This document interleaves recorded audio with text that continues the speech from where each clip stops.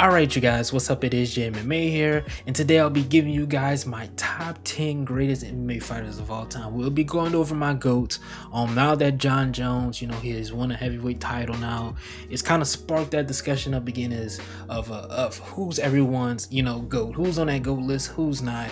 I mean, now MMA is truly at its peak now. Over the years, GOAT lists have differed, but now, different styles have evolved, jiu-jitsu, wrestling, sambo, judo, all those things have transcended the sport. And along with fighters like Conor, Ronda, and Jon Jones, don't worry, Conor McGregor is not in my GOAT list. I know some of y'all like, Jay, he's not in the GOAT list. Calm down. All right, but if you guys have not already, be sure to like, comment, subscribe, and share this video. And without further ado, let's get right into it. So before we get into the top 10, I do have 3 honorable mentions that I feel like could be on this list if they do a little bit more, except for one, but because he's retired. But the other 2, I feel like if they add on to their greatness, by the end of their career, they'll be on this list. I'm talking Amanda Nunes, Alexander Volkanovski, and the third person is Khabib Nurmagomedov. Now you may be like, why is Khabib Nurmagomedov not on this list? Because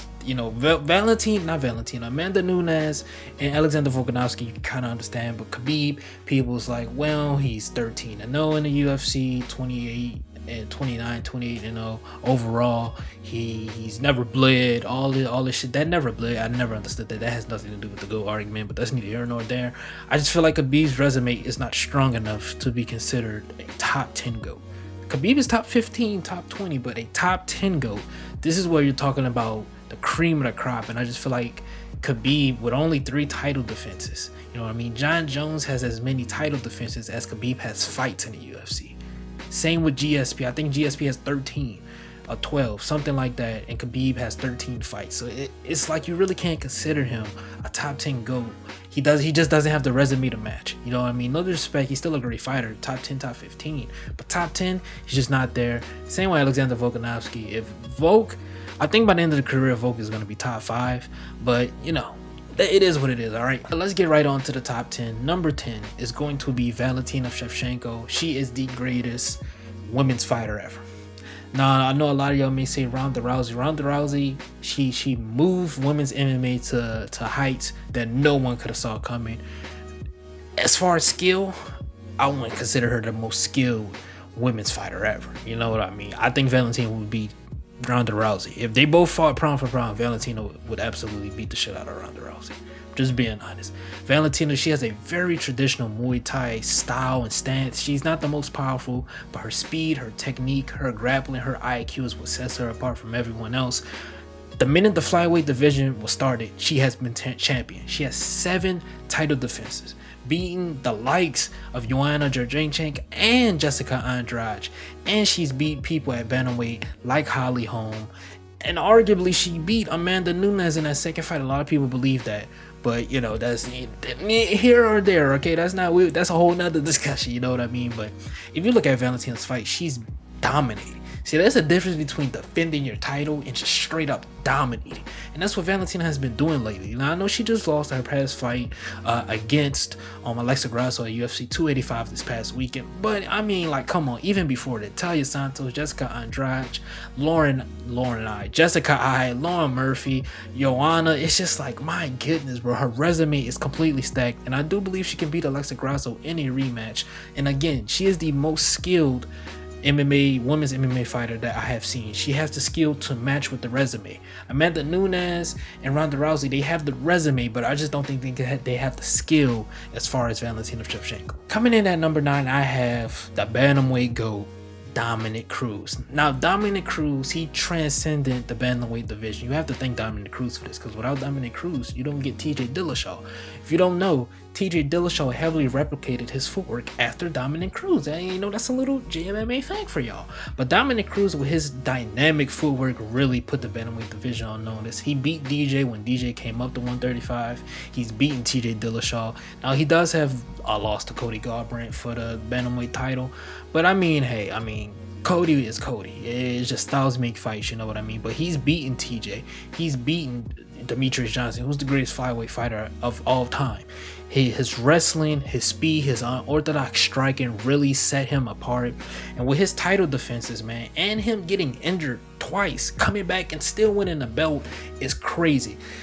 Dominick Cruz is one of those fighters who you think about ring rust and it does not apply to him. He's actually the one who started that. Does ring rust, is ring rust actually a thing? That happened with Dominick Cruz, you know what I mean? So Dominick Cruz at bantamweight, I don't think anyone should argue him being in the top 10 goals. His resume alone, you know, it just stands out like a sore thumb. It's great, man. He has a truly tremendous resume, and he's currently actively fighting now. To be honest, even if he could take another loss, he will still be in my top 10, me personally. And at number 7, we have a man who actually beat Dominick Cruz for the bantamweight title. And, you know, it's kind of a nice little transition. We have Henry Cejudo. Now, Henry Cejudo is an Olympic gold medalist. He's won belts at flyweight and bantamweight, so he's a double champ. So that's why they call him Triple C. So you know what I mean? You can say he's won a gold medal, a flyweight belt, and a bantamweight belt in the UFC. That's some great accolades. You know, Henry Cejudo, he took that loss to Demetrious Johnson, and you know, he really reinvented his style. He came back with some sort of karate type style. You know, he really reinvented himself, mixed in the wrestling, became a great striker. Now, he did lose the second DJ fight. I don't care what nobody say. That was a complete robbery. DJ beat him, but he did beat DJ for the flyweight belt, and that's probably the best thing to happen for the flyweight division. I love DJ, but that was probably the best case possible because DJ was on a complete tear. If Henry Cejudo didn't beat DJ, we probably wouldn't have a flyweight division in the UFC. They were heavily considering getting rid of that division. Henry Cejudo comes in and beats Demetrious Johnson and just sets off what we have now in the flyweight division, which is actually getting very competitive and one of the more entertaining divisions in the UFC. He beat TJ Dillashaw. He's beaten Dominick Cruz. He's come out and he just transcend. He oh my goodness, like Henry Cejudo's good, bro. His wrestling, his dominating top control, his speed, his power, everything about Henry Cejudo screams to you MMA GOAT. And at number 7, we have Stipe Miocic. Now, he is set to fight Jon Jones in July International Fight Week for the heavyweight title. Now, I consider him the heavyweight GOAT because he does have the most heavyweight title defenses in heavyweight history. You know, he's defended the title multiple times, beat Fabricio Verdum in Brazil, I believe. He's beaten the likes of the Daniel Cormier twice. He's beaten all these great guys. Francis Ngannou, who was the last great heavyweight champion. And you look at Stipe, bro, he's a great fighter, great boxing, speed, he has the power, and he can wrestle a little bit, so he's kind of like a balanced fighter. His resume, you know, it sparks out. Now, the reason why he's not as high as he should be on this list because he does have those 3 losses, and you know, well, 2 losses. One, I believe he lost to Stefan Struve. So yeah, 3 losses. You know, he lost to Stefan Struve. He lost to Daniel Cormier by knockout when he defended his title against Daniel Cormier. And then he obviously lost to Francis Ngannou, which was his most recent loss. Now with Stipe, it just seems like age is starting to catch up with him. And the more and more inactive he is, it just seems like the more and more it catches up to him. Every time I watch a Stipe fight, I'm just like on the edge of my seat cringing because it's just like when you're watching those heavyweights, anybody can get cracked at any time, and with Stipe, with his age, the way he's been knocked out, it's cringe to watch. But you cannot deny he is a great fighter. He has a great resume, and despite the loss that he has to Daniel Cormier and Francis, I still consider him the heavyweight GOAT. And at number 6, speaking of DC, is Daniel Cormier, double champ, great fighter at light heavyweight. Daniel Cormier came into MMA, you know, a very accomplished Olympic wrestler, a very accomplished wrestler in general from high school, you know, all the way up to the Olympics. He comes in, he's not the, you know, the most ripped, he's not the tallest, but he has heart, he has wrestling, and he know how to put it on people, right? He has wins. He has wins over people like Alexander Gustafsson, Rumble Johnson, the great Anderson Silva, and even Stipe Miocic. Like, when you're talking about the epitome of greatness, you talk about Daniel Cormier. The dude is great, and through the years he just got better and better. He went from this wrestler to a guy who can sit on the inside and box you with his speed and power. And you know, that knockout over Stipe was a tremendous knockout for him to become, you know, a double champion.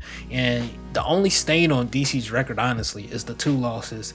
Well, 1 if you don't count the Jon Jones popping at the second fight. But you know, the only stain on DC's record really is the loss to Jon Jones. That's literally it. Everything else, he's been perfect, damn near. You know what I mean? You know, even though he lost the Stipe, the Stipe is kind of an iffy fight. DC came in off of surgery. Stipe poked the shit out of his eye. He couldn't see. So there's like a lot of factors in that fight. But I truly do believe the John Jones fight is really the only stain on his career. You know what I mean? He came in, you know, like just look at what he's done in the sport, bro. While John Jones was out there partying, sniffing cocaine, Daniel Cormier was out here kicking ass and became double champion. You know what I mean? So it's like, how can you not have a GOAT list without Daniel Cormier? It's just not possible. All right, you guys, and coming in at number 5, we have Anderson Silva. Like, when you talk about polarizing figures in the sport of MMA, Chuck Liddell, Ronda Rousey, Conor McGregor, and Anderson Silva, he legit made MMA cool. The dude had sponsorships from Nike, Burger King, Reebok, any big corporation, you name it, Gatorade. Anderson Silva was that guy at the time. Beat Chris Lieben, Rich Franklin, Forrest Griffin, you know, Stephen Bonner. He beat all those motherfucking dudes. And then you see him fight Chael Sonnen, get the triangle choke and then the knockout. You see him go in there and honestly, he put on a great fight against Michael Bisping. I thought he won, but you see him go fight guys like Michael Bisping, and it's just amazing to watch. Now, it's kind of sad we never got that fight versus GSP. That's something that I really wanted to watch, but Anderson Silva's resume speaks for itself. His championship wins, his title fight wins, the way he fights is exciting, it's polarizing, and even though in the tail end of his career he did fight longer than he really should have, he's in the top 5 bar none. Some people even have him in the top 3, and I would not argue against that. Coming in at number 4, we had Jose Aldo Jr. When you talk about domination, you talk about Jose Aldo. Now, a lot of people don't know this. Jose Aldo was a champion for 10 years. He was a champion between 2 organizations in WEC and the UFC. So he was a champion in WEC, right? So he was a champion in WEC, and then the UFC eventually brought WEC. He came over to the UFC and dominated that featherweight division as well until he fought Conor McGregor. And it's just crazy. He's beating the likes Uriah Faber. Like, did you see what he did to Uriah Faber? The flying knee against Cub Swanson, Chad Mendez. Like, this guy is a great fighter, Ricardo Lamas. You know, he's a great resume. Now, those 2 losses that he does have to Max Holloway kind of brings it down a little bit. But, you know, that was on the tail end of his career. And then if you look after he lost his mojo at featherweight, he comes into bantamweight and just looks amazing there. He beat Marlon Moraes. I don't care what anyone says. He beats Marlon. He gets a title shot against Perrion. You know, Jose Aldo is a great fighter. He's one of the greatest leg kickers in MMA history. He has one of the best body shot setups in MMA history. That body shot that he put on against Jeremy Stevens was just, oh my goodness. His Jose Aldo's boxing is clean. He had a very heavy Muay Thai stance, but his boxing was just so clean. His leg kick defense, and might I add, he has the greatest takedown defense in my opinion in MMA history, bar none.